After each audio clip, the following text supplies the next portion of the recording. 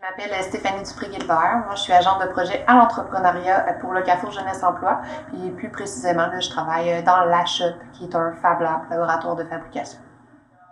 Moi, c'est Sébastien Bellil, directeur du Carrefour Jeunesse Emploi d'Abitibi-Ouest. Puis j'encourage Stéphanie dans ses projets.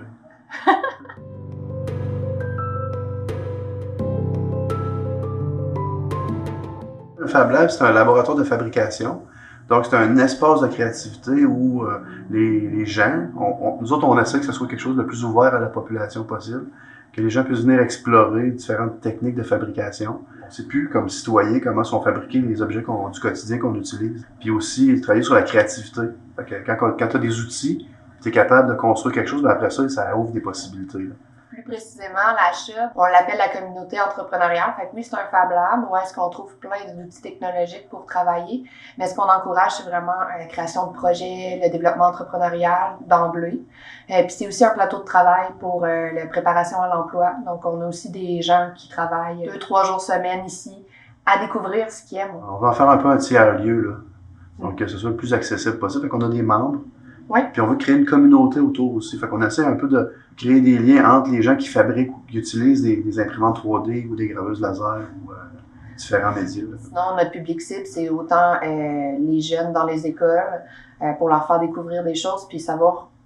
Peut-être que, tu sais, il y en a qui savent pas c'est quel métier qu'ils veulent faire. Fait que de faire des journées de découverte, de leur faire développer l'entrepreneuriat à travers nos locaux. Des futurs entrepreneurs qui ont des idées des fois, mais qui ont besoin peut-être juste de réseautage ou d'apprendre à utiliser une technologie ou une autre.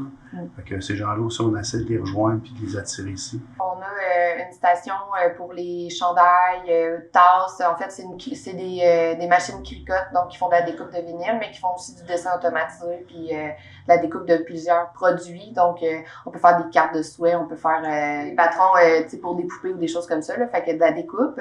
Ensuite, on a un coin impression 3D. On a 2 machines. On a un coin podcast, un studio de podcast stable ici, puis on a un aussi qu'on peut emporter là, pour aller faire, exemple, un podcast dans le bois. Fait que les gens peuvent nous emprunter le matériel, autant audio que visuel. On a des instruments de musique qui traînent un peu partout, donc quelqu'un qui voudrait enregistrer quelque chose peut utiliser les micros du podcast, etc.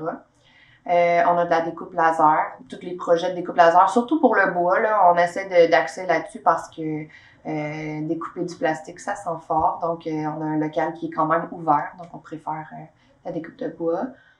On a un coin montage vidéo avec des ordis super sacoche. On a des tours à poterie, une menuiserie, on a une CNC, puis on a un coin couture aussi. On fait aussi des ateliers là, de soir pour la découverte. Donc, exemple, un atelier qui va être sur la création de t-shirts, on va passer en revue le logiciel, on va créer quelque chose, puis les gens repartent avec leur propre création. C'est vraiment là, ouvert à tout le monde.